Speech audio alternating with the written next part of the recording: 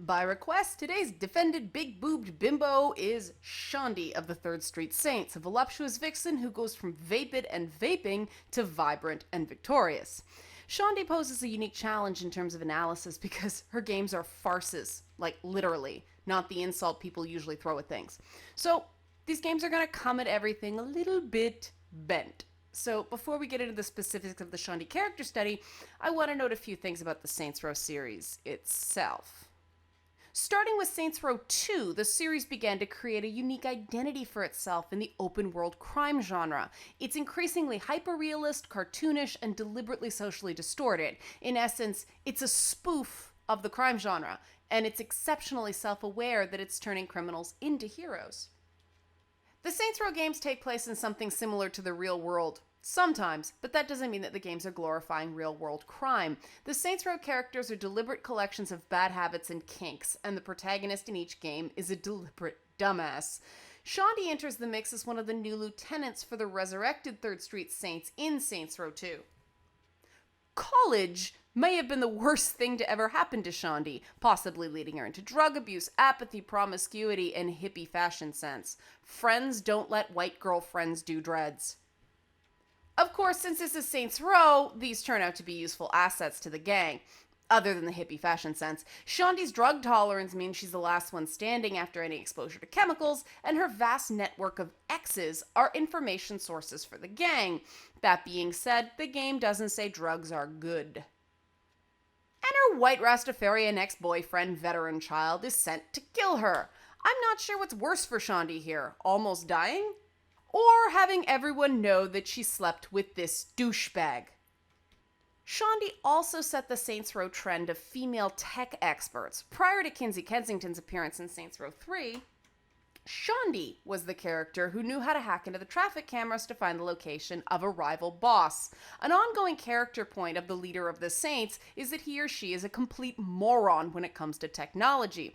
Shaundi's tech savvy allowed her to be just mostly useless in Saints Row 2 instead of a completely useless quest giver. That may sound harsh, but that's Shaundi's own opinion of her past self in later games. What? Yeah, the games themselves acknowledge that in Saints Row 2, Shaundi could hardly be described as a strong female character, or even an especially compelling one. Unless, you dig smoking drugs out of a broken light bulb to save money for shoes. But legitimacy was good for Shaundi, and she cleaned up because she got too busy to have time for drugs. She got rid of the dreadlocks, started dressing better, and honed her combat skills, not wanting to need protection from others anymore. It becomes increasingly clear that Shaundi is intelligent, driven, and loyal, and it eventually comes out that she acted out when she was younger because she was neglected as a kid. In Saints Row the Third, Shaundi is a sensible, business-minded woman, blaming herself for Johnny Gat's death, struggling with the pressures of fame and constantly dealing with embarrassment regarding the mistakes of her youth. As the most prominent woman in the Saints, Shaundi's sexuality and sexual history get much greater focus than that of the male characters by their adoring public. This includes a dating show called I Want to Sleep with Shaundi, and the circulation of old naked pictures in Playboy-style magazines. And when the Saints fall out of favor with the public, pedestrians start carrying signs that say, Shaundi is a whore. This led to one of the most immersive experiences I've ever had in a video game. Normally, I go out of my way not to hurt pedestrians in open-world games, even when there's no consequence for running them over. Saints Row, however, deliberately twists morality, encouraging players in various ways to use these people as speed bumps. But nothing really worked on me in that way until I saw that sign. Then I got the biggest damn truck I could find, painted it purple, and ran those sign-carrying sons of bitches over. You don't talk that way about my friends. This is an example of a deliberately sexist moment in a game that doesn't make the game itself sexist. In fact, quite the opposite. Saints Row the Third savagely satirizes both the dark side of college life in Puritan America and what happens to women in the public eye, especially when we have a past involving naughty pictures. No, I will not show them to you. The humanization of Shaundi in the Saints Row series shows a lot of eventual respect for her as a character. There are few game series that deal with the bizarre double standard involving women in the media better than Saints Row. One of my favorite parts of this is the naming of the computer-generated projection of Shaundi's past self in Saints Row 4.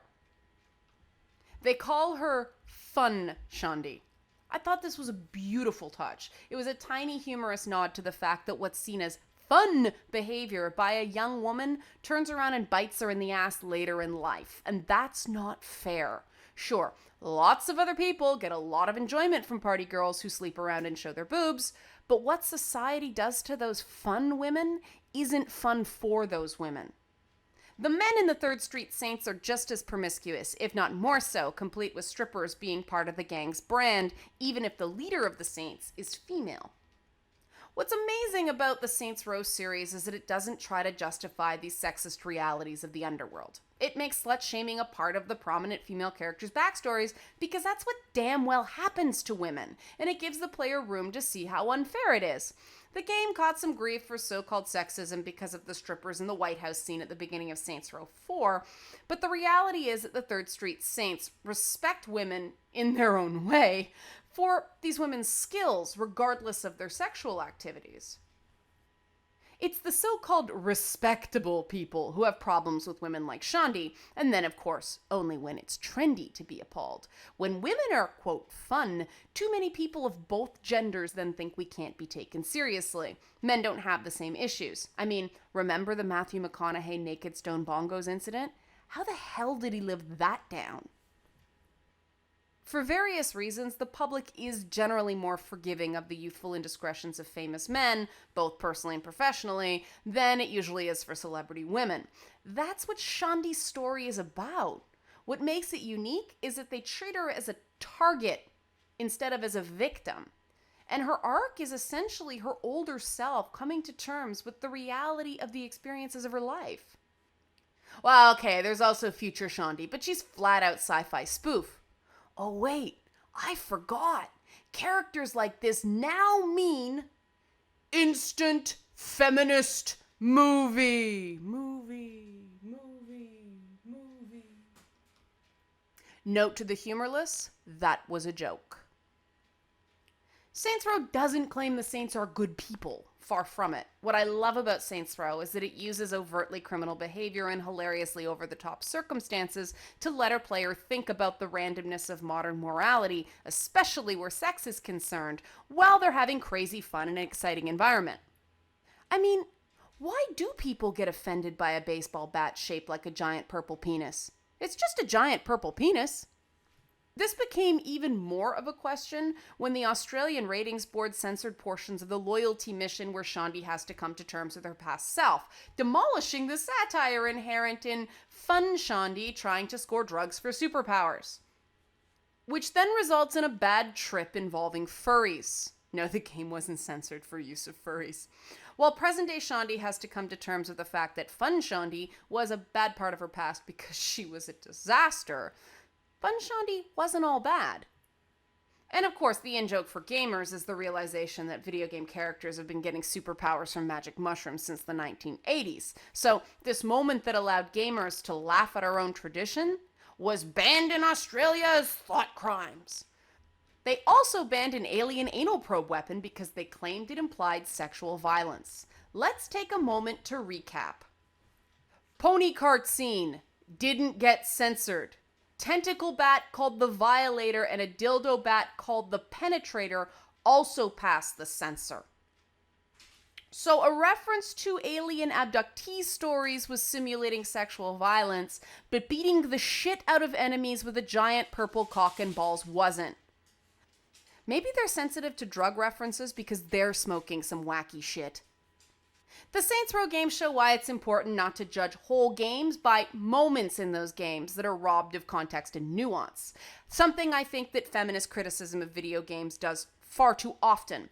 Bald scene studies of video games run a high risk of resulting in false positives for sexism, racism, homophobia, and whatever other isms you want to add, because the context of many anti-hero driven games vanishes. If we wipe out video game bimbos across the board, we lose the potential for more great characters like Shaundi who start out rough, but then go on to challenge social judgments of women, our bodies, and our sexuality. And society would also lose out on these epic dance-offs. Gotta get your groove